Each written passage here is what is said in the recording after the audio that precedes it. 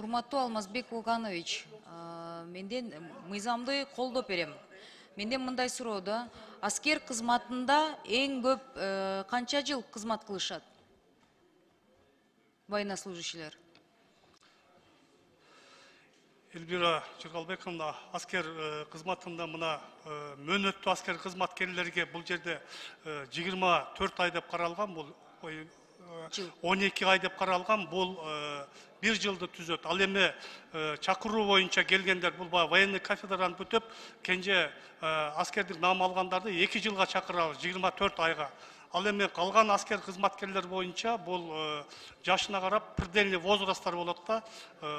Токтоло кетсем, мөөнөтүнөн сырткары военнослужащий контрактный служба 45 жашка чейин чектелген.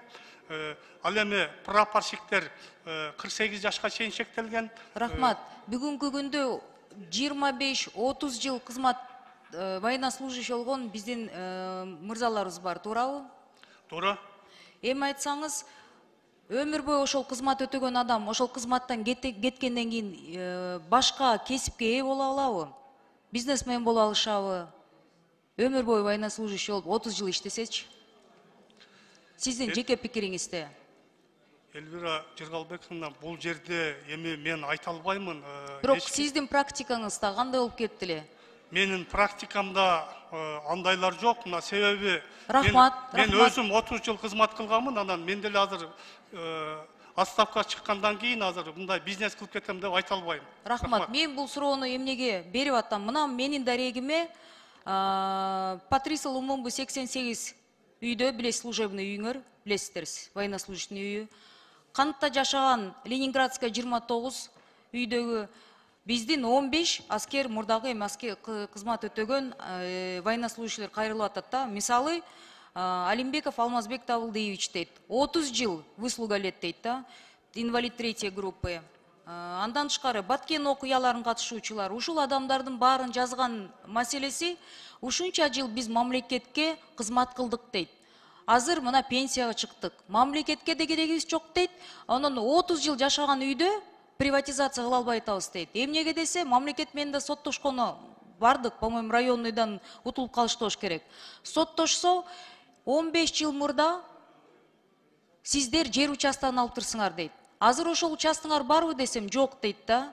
5 балабыз менен, бирөөсүнүн 8 баласы бар экен да. Биз талаада калдык дейт. О каком патриотизме в нашей стране будет идти речь, если мы не гарантируем военнослужащим, даже приватизированным квартираны? Аялдарыбыздын көздөрүн карай албай калдык дейт. Өмүр бою мы скитаемся из одной области в другую.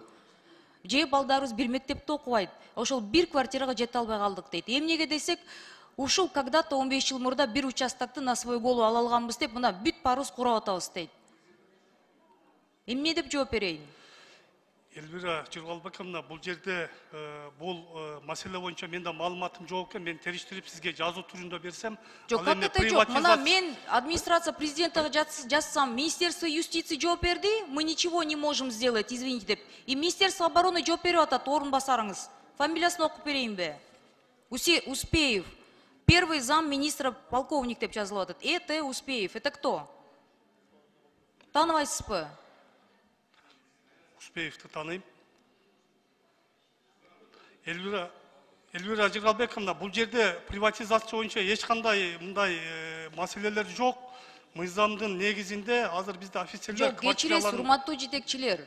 30 жылда канча военнослужащийлер өтүп кетишти. Канчасы ушундай квартирага да жетпей калды. Эми 30 жыл жашаган жеринен талалатпай алып келбейсиздерби өзгөртүүлөрдү? Давайте хотя бы последние 3 года сделаем, чтобы на них не было участка. Можно это сделать? Биз аны алып келсек, анан силердин жетекчиңер колдобойм деп чыкпасын, ошол мыйзамды алып чыксак.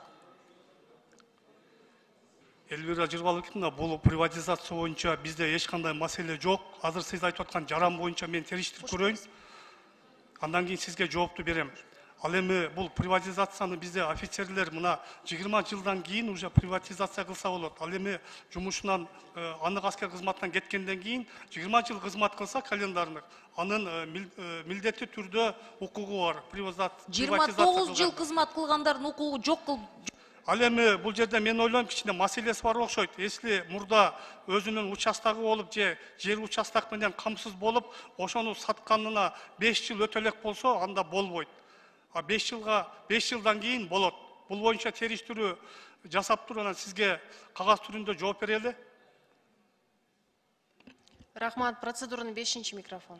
Рахмат, бүтүрө алайынчы. Кыска жооп бериңиз. Кыскача эле. Ой, суроо бериңиз. Жок, 6 жыл өтүп кеткендерге дагы сотко чейин барып туруп, соттон отказ алыптыр да. Ушул боюнча вы, пожалуйста, лично ознакомьтесь, текшерип алыңыздарчы. 15 киши эмес, бунун аркасында биз жүздөгөнбүз деп атат по всей стране. Жазуу түрдө ана мага жооңузду берип коюңуздар. Рахмат.